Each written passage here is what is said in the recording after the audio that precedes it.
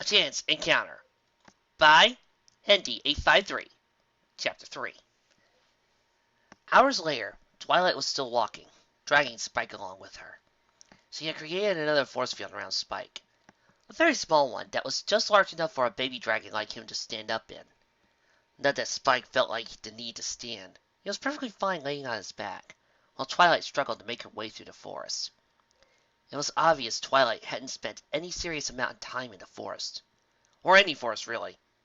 She kept jerking her head towards every little sound, grunting in discomfort whenever she made contact with a loose branch. She was soft, the kind of pony who had spent her entire life in comfort. Spike thought back to the other ponies he had met. The elements. Most of them were soft too, but only Trixie had been as bad as Twilight, maybe because the two of them spent most of their lives in the cities, while the rest of them spent most of theirs living near the everfree forests. Not for the first time, Spike wondered exactly what Twilight had done to end up out here. She imagined that she was running from the law, or was it her brother she was running from? He couldn't remember, and he didn't want to ask. That was rule number 5. Don't ask questions. Asking questions usually led to getting yelled at, or ending up in pain. It really depended on whatever mood they were in at the same time, or what the subject was. With Corona, questions or statements that ended in pain were usually the ones that involved her sister. There was this one time, when Spike had been feeling particularly brave, or particularly stupid. He had asked how her weak and pathetic little sister ended up in charge of the Kissed Kingdom, and all she had was a giant rock and a volcano. And that was the day the two of them learned that dragons could withstand lava. Z hadn't been there. Spike sighed. Twilight abruptly stopped walking and whipped her head around to face him. "What did you say?" Spike blinked a few times. "I didn't say anything." "Yes, you did. I just heard you say something under your breath. What was it?" There was a suspicious gleam in her eyes. She had been completely paranoid ever since she had caught him the second time. Or maybe ever since he had come into the forest. Either way made sense. "I didn't say anything. I just sighed." Spike glared at her. The purple unicorn continued to look at him suspiciously, until a phoenix call cut through the air, relatively close to the two of them. Twilight let out a sigh of her own, before turning back around and continuing on her way. She didn't need to look back to see it was the same phoenix that took Spike's emerald. The phoenix had been following him all day, and Spike couldn't figure out why. He had, however, realized it was the same one he and Z had been trying to capture all that time ago. It was the same size, same call, and even had the same fiery pattern across its feathers. Granted, Spike had only met one phoenix before that, but he was pretty sure there was enough variation among individual firebirds that if they looked the same, they probably were. Plus, there was the way it was just screwing with him, just like the other one had done as he and Z had tracked it down for so long. As if messing around with people was the most enjoyable thing in the world. Once again it passed overhead, and Spike saw it still had the emerald. The young dragon growled as it briefly gleamed in a ray of sunlight, as if it was the phoenix that was going out of its way to taunt him. Why had it even taken the emerald in the first place? Why was it following them? "Why is that phoenix still following us?" he muttered. This was one of his least favorite things about Twilight, as he kept talking to herself, and screaming him out. "It's probably just messing with us for the fun of it." Twilight flinched as soon as she heard Spike's voice. Apparently, she hadn't noticed he had been speaking out loud. She turned back around and looked embarrassed. "But that doesn't make any sense. It isn't sentient." She began walking again. "I don't know what that means," Spike said while crossing his arms. Twilight really liked using big words. It was annoying. "A sentient creature is a being that is capable of thinking for itself, like the two of us," she answered without missing a beat. "But phoenixes aren't sentient. They shouldn't be able to act to have a sense of what is or isn't fun. Why did it take the emeralds in the first place?" "Because I didn't eat it fast enough," Spike answered without thinking. As if in agreement with him, his stomach chose in that moment to let out a low rumble. Spike looked down and patted it. He couldn't remember the last time he had gone more than a few hours without food. After all, it was easy to find food when you could eat anything. It wasn't until he looked up that he noticed Twilight had once again stopped walking. She was staring at him. You were going to eat that? Spike wasn't entirely sure how to respond. Yeah. It was supposed to be my breakfast, or lunch. Wasn't really sure what time it was. He said with a shrug. Why? Twilight looked at her in shock.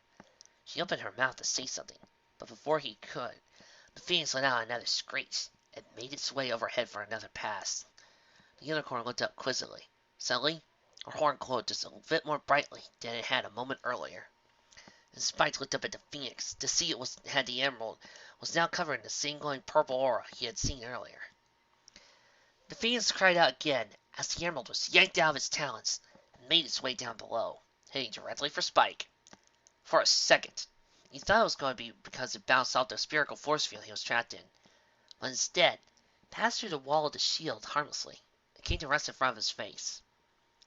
Spike looked over suspiciously at Twilight and saw that she looked apologetic. Sorry, she began. Spike was pretty sure he misheard her. If I had known you wanted to eat this, I would have taken it back earlier. Spike continued to glare at her. Had she actually just apologized to him? He couldn't remember the last time anyone had apologized to him. So, you're sorry for keeping me from my lunch, or breakfast, but not for kidnapping me? Twilight shrunk back at his words, and turned her eyes away from him in what looked like shame. He tried to keep glaring at her as he grabbed the emerald and took a bite out of it. But that quickly became impossible, as he was overcome with how delicious it was. Within seconds, he had completely forgotten about Twilight. Somehow, the emerald tasted even better than he thought it would. It didn't even last 20 seconds as he tore into it, munching it down until it was in his stomach. Spike let out a contented sigh as he laid back down on his back. He had been chasing after that gem all day. It caused him nothing but grief and frustration ever since that stupid phoenix came out of nowhere to grab it. It was the reason he had been caught by Twilight, and was now being dragged down to one of the places he absolutely did not want to go to. And now, he had finally eaten it. The only thought going through his head was that it was totally worth it. The emerald was seriously one of the greatest things he had ever eaten. Fascinating, came a whisper from down below. Spike looked back towards Twilight, and saw that the apologetic look she had been giving him had disappeared, and hadn't been replaced by the same smugness from earlier. No, at that moment, the only look Twilight was giving him was one of completely unrestrained fascination.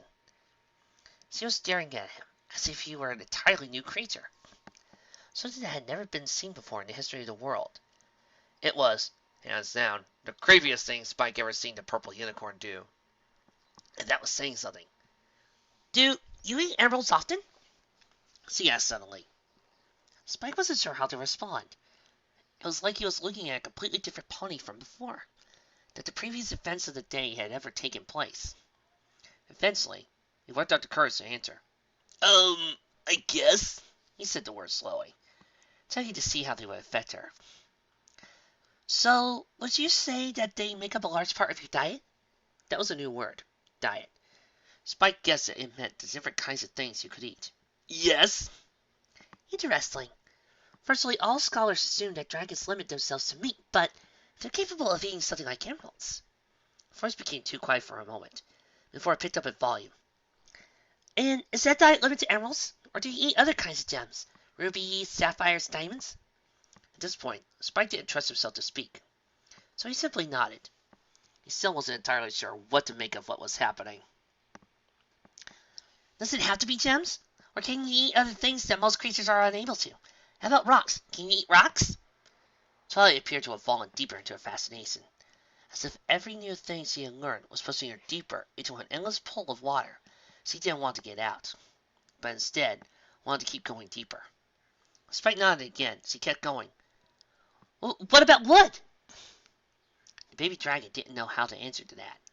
Earlier, he probably would have just fallen silent and ignored her until she stopped, with Twilight's sheer desire to know what was apparently contagious. He hadn't ever eaten, or wanted to eat wood, but found himself wanting to find out. After all, if he could eat rocks and gems... Wait! What was he thinking? This point had come out of nowhere, practically catnapped him. Was he actually considered eating wood for her? That stuff looked nasty. Spike leveled an even glare at Twilight and spoke without thinking. "You're crazy!" The alicorn made almost no indication that she heard him. Instead, she continued to inspect him, bringing his spear closer to her to do so. All of a sudden, Spike felt his jaw wrench itself open. He tried to close it, but found it was frozen in place. "Hey!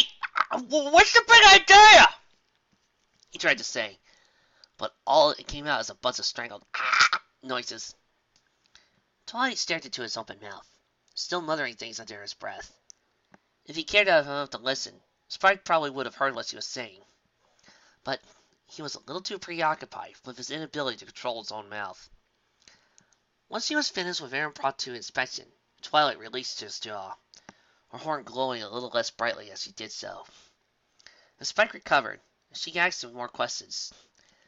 "What do gems taste like? Is it difficult to choose them? Is it more difficult to choose a diamond than a ruby? What does your diet consist of?" Spike began to wonder if she actually wanted to answer the questions, or she was just voicing them aloud while trying to figure them out herself. She prowled on that for a while, not even noticing as the phoenix was still following them, perched still calmly on the tree branches almost directly above her. An ember or two even landed in her mane, but she didn't react to it in any way.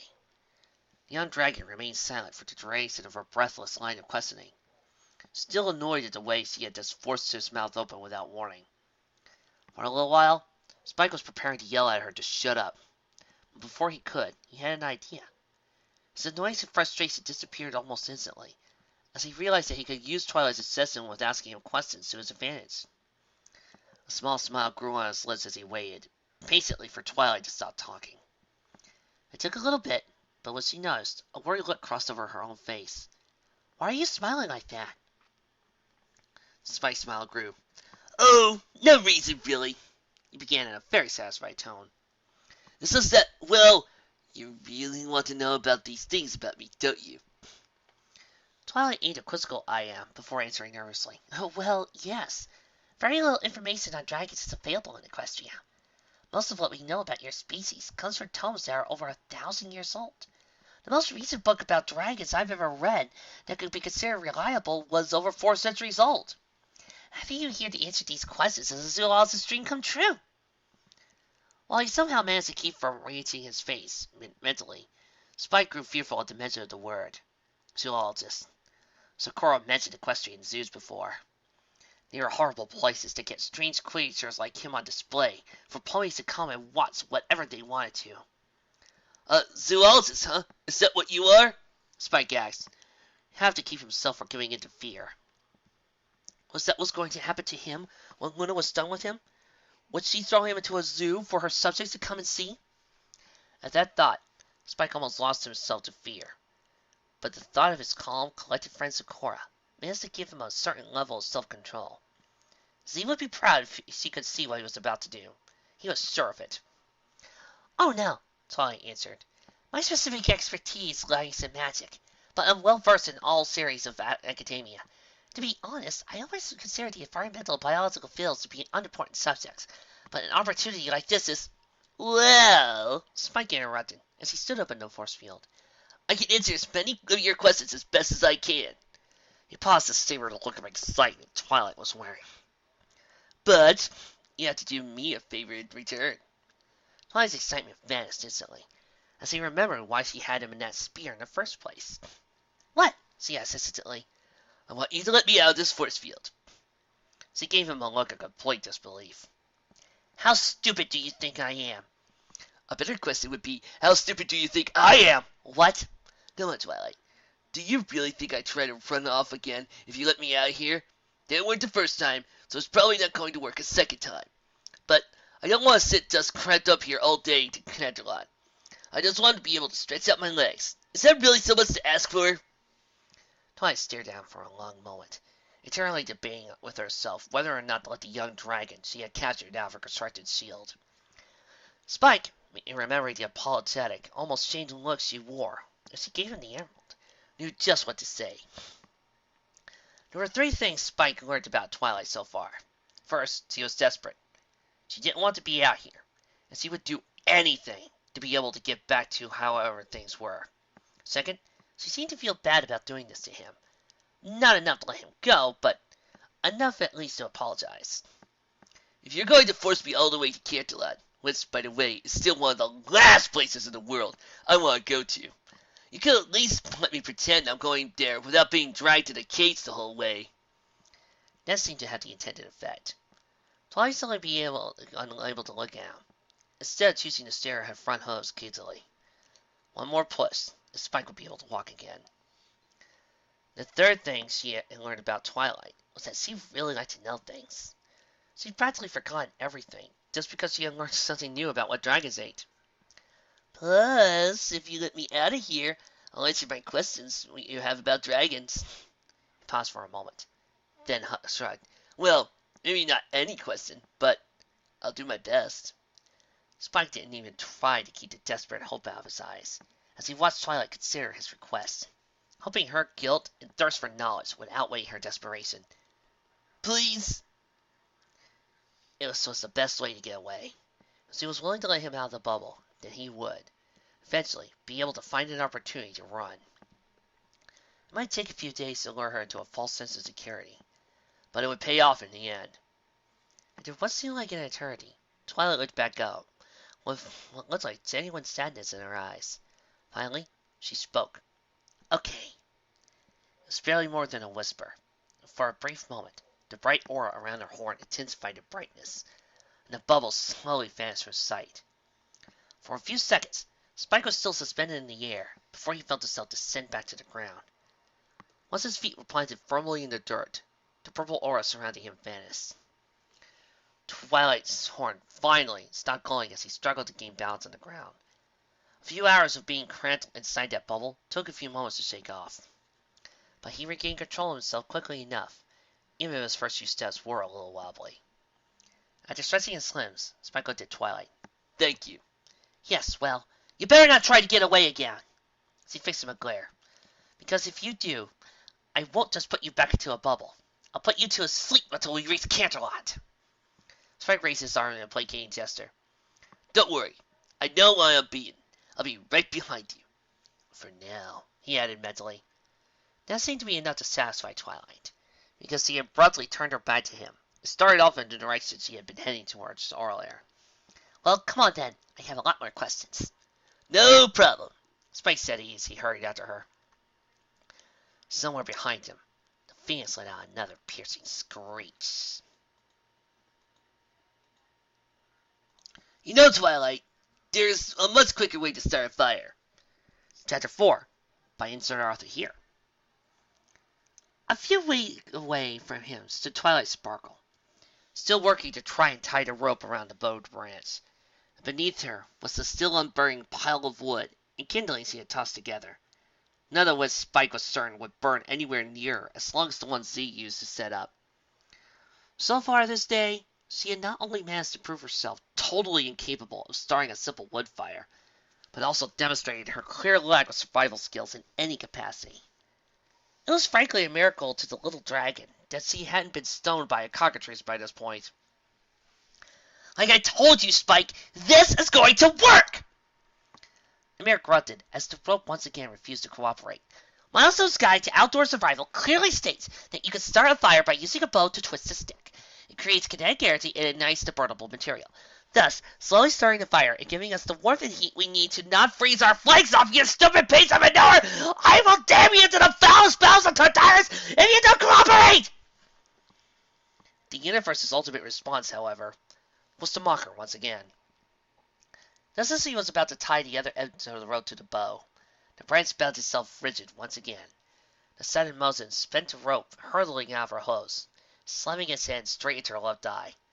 The resulting scream rustled the very heavens, nearly dislodging even the phoenix that was spying overhead.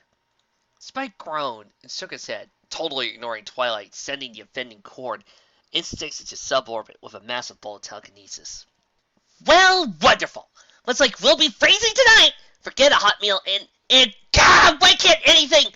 So he was about to scream some more, when he heard something like a large belch, following by the roaring and crackling of flame on good kindling. The mare slowly turned herself to find herself staring at a roaring fire, the source of which became apparent as he noticed a wisp of smokes emanating from Spike's nostrils. In an instant, Twilight's anger lessened to simple mild embarrassment. Sorry, forgot dragons could do that. The dragon rolled his eyes and walked back to the log. Seriously, if you don't know any of this stuff, why are you even out here? Like I told you, I can't go home, Twilight muttered. Not until I prove him right, anyway. A stick levitated next to the fire pit, poking the burning wood and pine cones to insert the fire's sustainability. Once I show you to Luna, she'll have no choice but to drop the charges. I'll be able to go home to my brother and parents as a real hero, and thou show Trixie who's the real element of magic! Spike rolled his eyes and let out a small groan. Trixie was another name he wasn't quite looking forward to hearing. Right up there with Corona. But at least he wasn't a total psychopath, like the deranged pony sitting on the other side of the campfire. So, what's this about, Trixie? Twilight's horn lit up for a few seconds, followed by a bright flash of purple light emerging from thin air just to her right.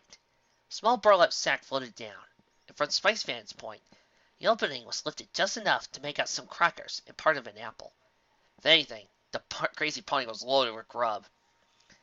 You must have some idea who she is. You are one of Corona's minions, after all. The mare levitated out one of the crackers and started biting into it, the bread letting out a loud crunch as her teeth made contact. Spike shuddered just for a moment, in case any predators happened to be wandering about. But fortunately, none of them seemed to hear the incredibly loud chewing of this helpless pony. She was trying to fool a bunch of ponies with fake magic. You know, like shows, sign poison have, that kind of thing. Spike nodded, a small smile on his lips. He hadn't actually been to any of these shows officially, but he had spied on them from a distance whenever he and Z happened to be near one. He couldn't say he was a fan of the ones who shut their mouths off like Trixie tended to do, but there were still plenty who were amazing to watch. Anyway, I try to tell every pony that it isn't real magic. And what does she do? She makes them think I'm a tribalist, humiliates me in front of the whole town. But then I figured she was just testing me, so I bring an Ursa Major into town and... An Ursa Minor?! Spike's voice rattled the very trees, while his eyes bulged so wide, they almost knocked loose the scales that surrounded them. Twilight herself almost fell back from the sheer volume. But, those things are 1,000,000,000 feet tall and made of stars! Why would you do that? Because I thought Trixie was just being humble! Twilight muttered as she picked herself back up. That had to be why she was wasting her time being a stage musician when she could be an arts mage or a court magician. But then, things went south. I had to banish the Ursa away, and then she made me admit the whole thing in front of every pony. I was just lucky to get out there without tarred feathers! There was a small moment in the narrative where Spike felt a slight twinge of sympathy for the mare before him. But it died the minute the Ursa was mentioned. All he could think of was that feeling he got whenever Corona zapped him and turned him into a rampaging adult dragon. The feeling of having any control strip away. Forced to fight and kill when all you want is to enjoy a nice gem cake and a lazy life with your best friend. That getting kicked into the lava for your troubles was something he was intimately familiar with. This mare was as bad as she was. But then, Trixie did something unforgivable. She whispered in a low growl, completely oblivious to Spike's rushing frustration with her very existence. She not only admitted that she isn't the most powerful magic user in Equestria, but said that the element of magic was about friendship, not a pony's magical ability. She paused to spit into the fire. Friendship. Who needs anything like that, especially with the ponies she hangs out with? Spike's body slacked just a bit, his eyes scanning for some way out of this nightmare. Unfortunately, his captor could just teleport him back to that force field prison if he stepped a claw out of line. For the time being, he had to humor her. So, you got a problem with her friends now too? Of course I do, Twilight said. Just think about it. The element of honesty went to a mare who's willing to beat you down if you just look at her the wrong way. That isn't honesty, that's barbarism. Some pony who was really honest wouldn't feel the need to beat others into the ground to make their point. The element of kindness went to a single mother post office worker. Nothing wrong with that. But think about that foal she has. Where's the father? I even managed to find her hometown. And guess what? Turns out she ruined some stallion's marriage and destroyed his entire family. Real kindness should be about making every pony feel nice and wonderful, not ruining their lives with your own stupid mistake. If generosity goes to a farmer, she's a business pony and no one else. My father had to deal with the Apple Trust all the time, and they're not exactly a generous bunch of ponies. And I saw her during the evening time, and how she used her fame to sell her product. How can you expect a carrot farmer to be any better? No, you should have gone to a charity worker, or some pony who truly gives from the heart. And loyalty. Ah! It goes to a musician? That's the element that should go to a gallant knight, or a determined friend, not a lazy musician who spends more time playing in the park than actually trying to practice loyalty toward her friends in Equestria. No, real loyalty is about sticking to your principles, regardless of how much trouble it might make for you. And the element of laughter is a teacher. Teachers are supposed to teach you history, science, math, languages, magic, all those things. If a pony wanted to laugh, they turn into a comedian. Not an elementary school teacher from a small town no pony would even care about if the 6 most powerful ponies in Equestria weren't all living here! Twilight let out a deep breath, seemingly calming her nerves back down to slightly on edge. Spike, meanwhile, just folded his knees to his arms and bundled himself into a purple bump on the log.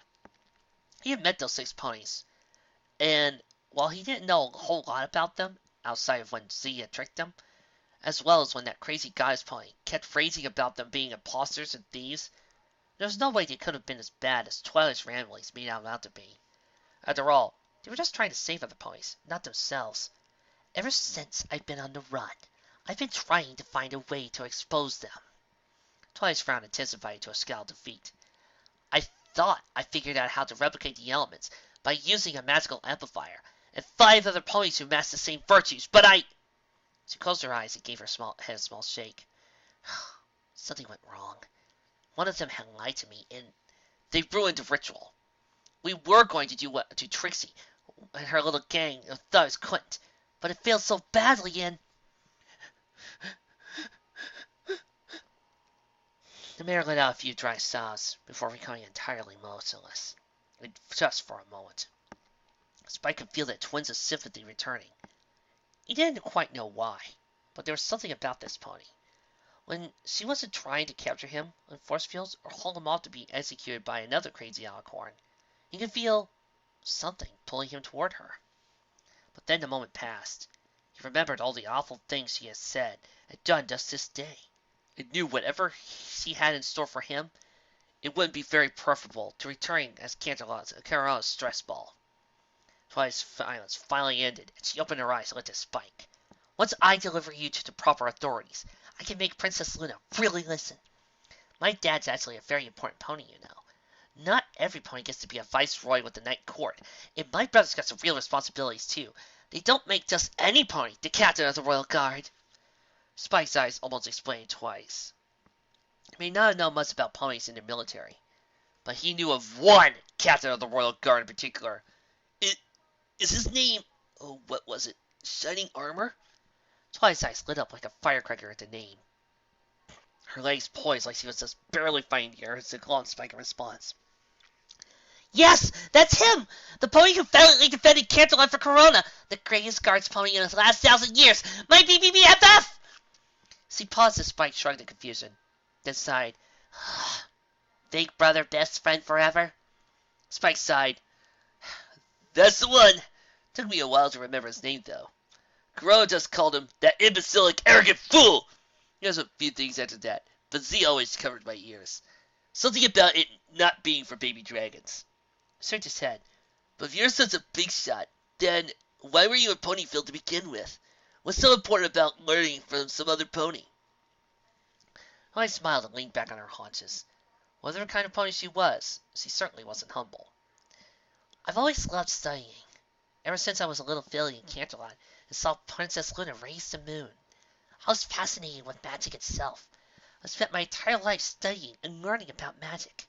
Why, I even graduated a year early. Something not even Trixie could say she's done. And she's Luna's personal student! She sighed, a small smile on her lips. But I've kind of learned so much out there. I've seen so many flora and fauna I've only been able to read about. I've never been this close to a dragon before, and I'm looking forward to finding out more about your species once this is all over. So that's what she thinks I am. Spike sighed and rolled about on his hindquarters. That had been a nice reprieve, but he had to escape now. Twilight's lack of survival skills would make it much harder for her to track him down in the oncoming darkness, but he needed some way to hold her off until then. That was when the idea struck. "So, you want to know all about the forest out here?" Spike said. Twilight tapped her hoof to her chin. "Well, I suppose. I have to get you to Princess Luna first. There'll be time to go back to studying once Corona's been defeated." "But we're right next to the green grillneck's nesting grounds," Spike said. "They're one of the rarest creatures in the world. Surely you want to take a look at them before we leave." Twilight cocked an eyebrow. "Uh-huh. I've read a lot of zoology books, and I've never heard anything about a green grillneck." "That's because they only live in the Griffin Kingdoms," Spike said as he hopped off the log. "They're so hard to find, no pony would find them unless they knew where to look. But Z showed me where to fly and hunt. In fact," he pointed a claw to the horizon, "there's one now!" Twilight's eyes never left the dragon, nor did she bother looking towards a claw. She did, however, close her peepers as a smug grin crossed her face. "Oh, please. What do you think I am, a yearling? I'm years too old to fall for such a simple, stupid trick. Maybe that would have worked on Trixie. Hey!" But that was when she noticed she wasn't hearing Spike's breathing. She opened her eyes and the dragon was gone, his footsteps heading off into the underbrush. She let out a frustrated groan before galloping off after him. Above them, the phoenix let out a caw before departing. Deep within the volcanic lair of Corona, the fallen princess of Equestria and the Tyrant Sun, the look upon her burning visage was to gaze upon the face of death itself, which was normally what followed if she considered you a threat to her power, or her toast wasn't served with just the right spread of butter. And while her minions were still few in number, her funds were high from her numerous pillages of dragon horns and the occasional bit shipments in favor of her traitor's sister. Still, there were days when she was fairly calm and collected, where one could clearly see the wonderful pony she once was. This was not one of those days. The fairy lava seemed to splash and wane at the sound of her voice, even as she sat upon her golden throne. "Where is she? Where is that whelp who dared to run off this time?" The only living thing to hear her screams was her most trusted and valued ally, the zebra Zecora. It was because of her that she escaped returning to her solar prison, and for that the zebra and her pet had been a great deal of leniency. But today, the princess's blank, soulless eyes expressed only utter contempt and hatred for the striped equine standing before her. "'Twas your fault that the fool creature escaped! What say you?" "This tale of woe upsets me so," Zecora muttered, her voice remaining calm as it possibly could at that moment. "Spike's listening has failed him so, and his emotions may have made him go." Corona crossed to her side, just slightly. "What, by the graces of the sun, does that even mean?" "It means Spike does not understand the amazing glory of your plan," Zecora continued, eyes half shut. "When we catch him, we must make clear that his future shall be with us here." "Perhaps he deserves a few more kicks into the lava," Corona muttered. "That shall serve as proper instruction on the fallacy of failing to obey my law. And to think, I wanted to make him the co-royal pet alongside Philomena." As if on cue, a great call was heard throughout the lair's hallowed halls. Both Corona and Zecora looked up to the flaming phoenix, one of many that had come flocking back to Corona, upon witnessing what the monster Luna had done to Philomena, flew through the doors like it was guided by a rail, finally coming to a stop only when it perched itself on top of Corona's throne. The Tyrant Sun let out an evil smile as the bird leaned over and began to call something to her ears. "Most interesting," Corona said, her voice vaguely seductive. "It seems that the whelp may have done us some good, after all." Zecora, having failed to procure a rhyme for this occasion, stepped forward 3 times to signal her interest in her master's words. Corona chuckled for a moment, then continued. "Spike has been captured by a young man named Twilight Sparkle. The fool's survival instincts are so barren that he failed to do so much as start a fire without his assistance. And yet..." She leaned in her horn closer to the phoenix, stopping only when its tip touched his head. There was a brief flash, And Corona's triumphant smirk grew. Even better. I do not understand, said Zecora. What is our master plan? That mare. She hates us usurpers more than you or I. Despite her poor common sense, her powers are truly considerable. And best of all, she is the younger sister of the insubordinate excuse for a captain of the guard. The lava suddenly erupted once again, sending Zecora crouching back in primal terror. Just as the fear began to pass, however, Corona returned her attention to her. We shall bring the dragon back. He shall suffer the penalty for betrayal. But this mare, imagine what her death shall do to her poor brother. Zecora's eyes widened in response, albeit still not enough to attract the full brunt of Corona's attention. One of the diamond dogs had opened them a bit too much, and was essentially tossed off the mountaintop as a warning to others. But surely there is another way to make sure this mare will stay. Suppose I approach this little flower and promise her a position of power. She shall help us overthrow your sister, and then you will be a servant richer. Corona leaned into the arm of her throne, scratching her cheek as a deep thought attempted valiantly to pierce through the triple-layered cake of crazy that was her brain. Interesting. We make the captain's sister our pawn. Its reputation is destroyed. We have a pony who can master the power of the false element of magic, and we shall have our own little dragon toy to play with.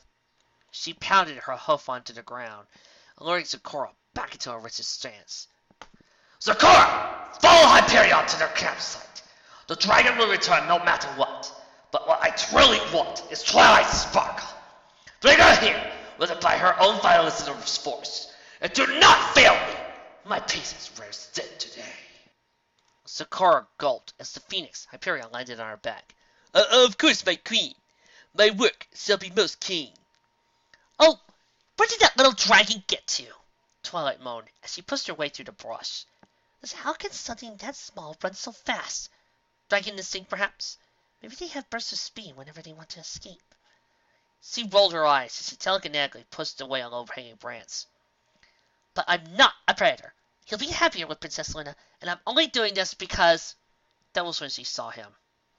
Spike was sitting on a log, 50 steps away from the mare. Between the two there were several vines, draped over a large overturned log like a natural curtain, no doubt feeding off the muddy pool of water below. The dragon was panting slightly, but made no indication that he knew Twilight was even there. That suited the mare's needs quite nicely. Running away again? She shouted. Spike's head popped up in horror at her voice, followed by a moment of defeat as the force field went up once again. Her venturing down file, Twilight slowly walked toward him, heading directly for the vines. Now, you know just how outclassed you are. No pony is going to get the drop on Twilight! It was then her right foreleg touched one of the vines. A small hissing noise seemed to emit from above, but it was far too late for Twilight to react. The four-legged appendage suddenly twisted about and wrapped itself around her leg, startling the mare enough for her magic to fail, force field around Spike to collapse. Her confusion, however, the mare's body collided with several more vines, which followed the same pattern as the first. One wrapped around her left foreleg, another around her midsection, a third her hind legs, and so forth. Before long, Twilight was helplessly entwined in an ever-tightening net of vines, floating into the air like a trapped fish in a griffin's net. Trixie Slayers, you make one comment about this being a hentai, or its similarities to a scene from one of your favorite horror movies, and she will give you the axe! Not saying a word. She grunted and tried to force out any spell, but the tension and agony running through her body kept chipping away at her concentration, until finally she could do no more than muster up a cheap shot of sparkles. Twilight tried to scream, but all that emerged was a small whine, and she could barely make out Spike's voice, now from the same scene that she had entered the scene from. What's the matter? Can somebody as smart as you get out of this one? Come on! The mare gasped. She couldn't deal the dragon from her present vantage point, but she knew he was still there. Get me down! And what? Let you drag me off to that crazy pony you love so much? Spike chuckled. This isn't funny! Divine silly tiny. What are these things? I've never seen them in any books. Creeper vines. One of the nastiest things out in these woods, said Spike. They protect themselves by strangling and grabbing anything too close. Z taught me how to avoid them. You should have done the same. Twilight groaned and twisted, but only seemed to make the vines tighter. Her bonds were seemingly unbreakable and very, very painful. Please! I don't want to die out here! I still haven't proved that Trixie's a fraud! Even though she couldn't see it, she could still hear Spike groan and stamp his foot. Would you please get off it? I was there. I saw it happen. Tracy and her friends not the crazy somepony and saved Equestria. She is the real deal. But she made me a... No, she didn't. All she did was expose you for the little psychopath you are. I've known you only for a day, and already you're as nutty as the pony I'm running away from. You did all this. You were the one who sent the barrier to the village. You were the one who let a monster have some super powerful artifact and nearly destroy Equestria. Everything that's ever gone wrong in your whole life is your fault. All you ever do is hurt other ponies, and then act like it's their fault in the first place. And you think you're actually better than Trixie? If you ask me, the world would be a whole lot better without you. Twilight tried to muster some kind of defense, but she could find nothing. It just wasn't the pain for the vines this time. Her very head seemed to be quaking in high-hot agony. Spike's words did their best to break through the mental defenses, and until she could calm herself, all she could do was grunt and try to control the liquid that wanted to escape her eyes. Please. Maybe the vines will let you go. Z says there's some kind of trick to getting loose. Whatever they do, I never want to see you again. Now, if you excuse me, I have a whole lot of writing to do. Twilight couldn't see, but she could hear the pure patter of his feet on the ground as he fled, seemingly in the direction of their campsite. Spike gasped and panted, his little legs still shaking from the exertion of the run. Fortunately, Twilight was still nowhere to be seen at the campsite, making grabbing the waiting food supplies an absolute cakewalk. Crackers, bread, bags of oats, some soon-to-be expired fruit, and some seeds soon found themselves safely tucked in his arms, leaving only the barest and most distasteful rations and a half-filled water canteen behind for his kidnapper. That should get her back to civilization soon enough. Let that crazy Luna deal with her. Heck, she'll probably make her chancellor or whatever those ponies have. A good day to you, little Spike. The dragon froze, food tumbling out of his claws from his paralysis. From out of the surrounding darkness approached Zecora, accompanied by that same phoenix that had taken his emerald earlier. Got to take a pleasure hike. This is Z! Spike exclaimed as he ran over to his friend's leg. Oh, it's so good to see you. You have no idea what it's been like today. Zecora smiled as he patted a hoof against the dragon's back. Tell Zecora about it, little one. She will listen until you are done. Twilight struggled and squirmed against her bonds, but it did nothing. Every moment of her muscle only seemed to make things tighter. In her uncomfortable state, she was unable to concentrate on even the most minor of spells. All she could do as she hung there was curse that infernal dragon and plot her revenge. When I get out of this, I'm going to make sure that they drag that dragon by his claws. His scales will be sold as fasten accessories in Canterlot jewelry stores. By the time the shadow bolts are done with him, there won't be enough for Shining and Dead to beat into the ground. Doesn't he understand he's the only way I can get out of the trouble they put me in? Mira grit her teeth, both from the excruciating pain of her situation and memory of it all. Those frauds, all of them. If they hadn't done this to me, if they hadn't made me bring that Ursa Meyer to town, then forced me to confess, and they didn't, if she hadn't made me do this.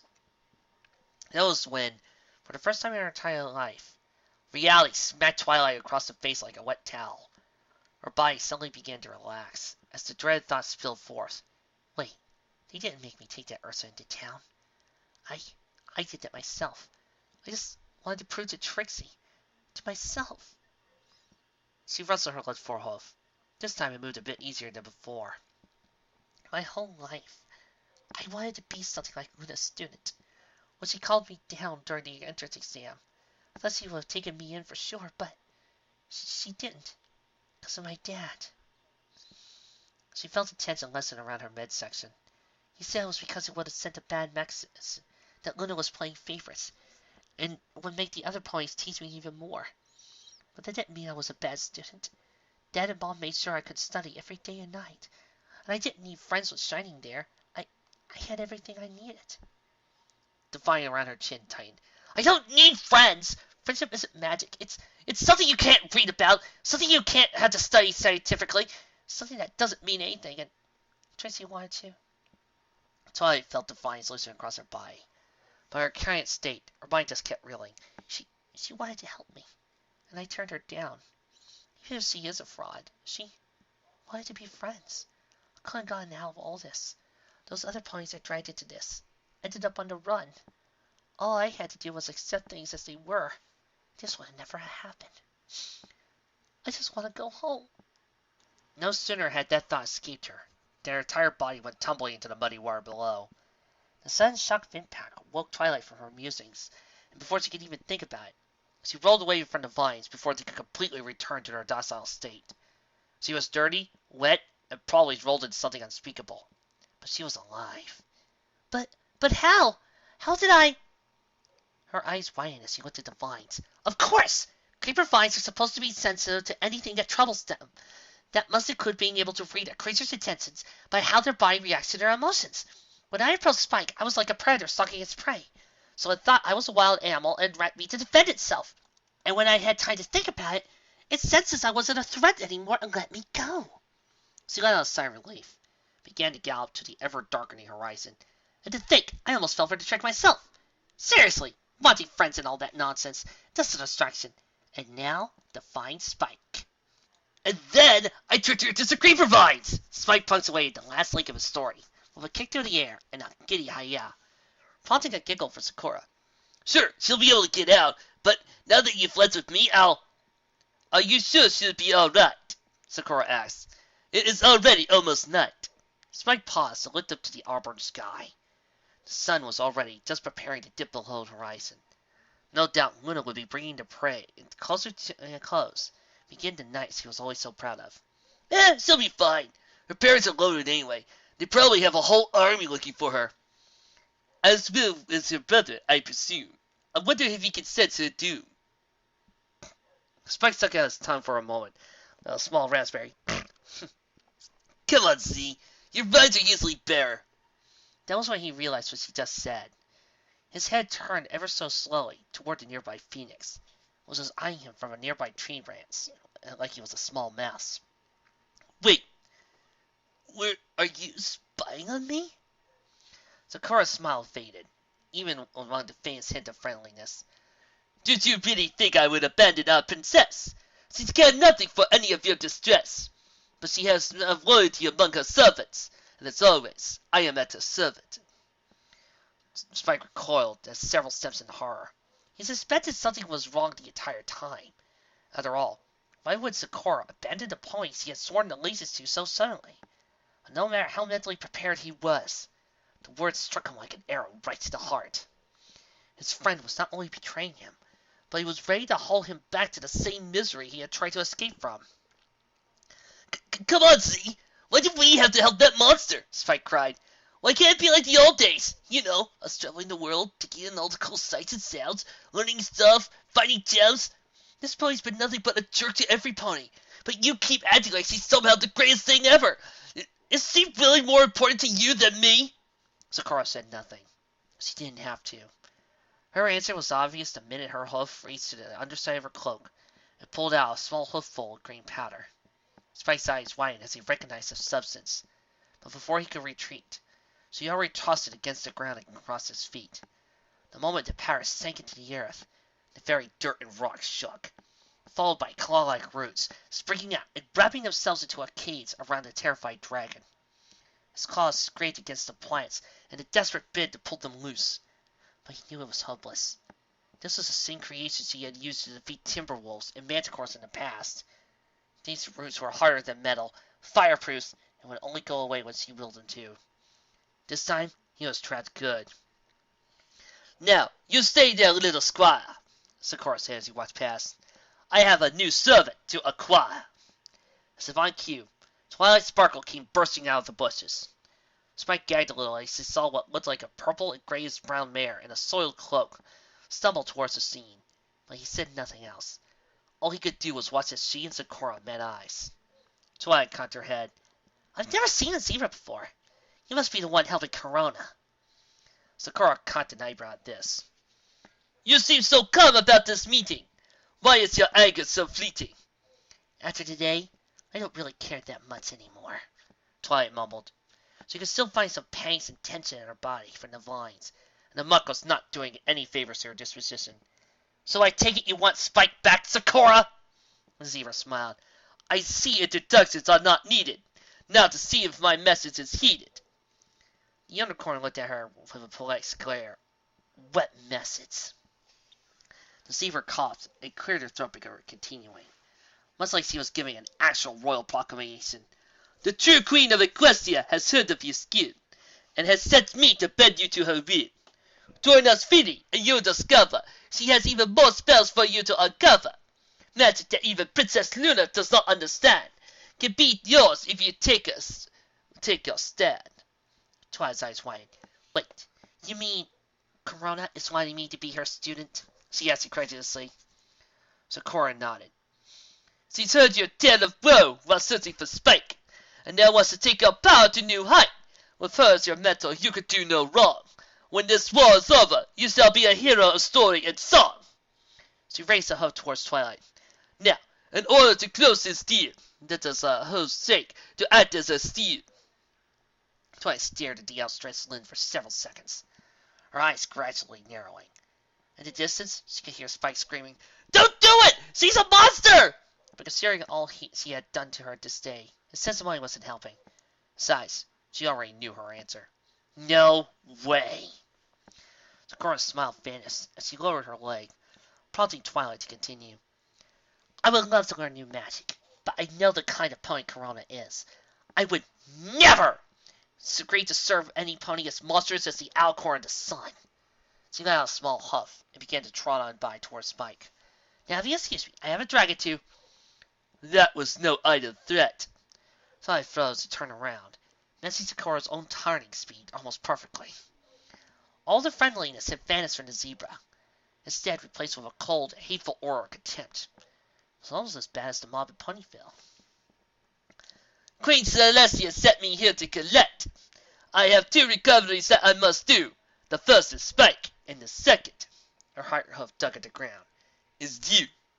Twilight's death glare intensified as he looked at the zebra over. Really? I'll have you know that I graduated top of my class, with honors, a year early. I'm one of the most skilled mages in all Equestria, and I doubt anything you can do to keep up. You would be amazed at the foe, Zecora growled back. Nothing shall keep me from my goal. If it's the battle you want, then let us begin. But we will already know which of us will win. From his fantasy fight in the cage, Spike saw the 2 laying down to prepare for the duel. His mind raced with 1,000 voices and possible outcomes. They all led back to 2 possibilities. If Z won, she would take him back to Corona. He no doubt would be punished severely for trying to run away, and any possibility of a future escape would be nigh impossible. If Twilight won, she would take him back to Luna, and she would have him thrown in a dungeon somewhere, possibly tortured, then no doubt executed. No matter who won this fight, one thing was certain. He was doomed.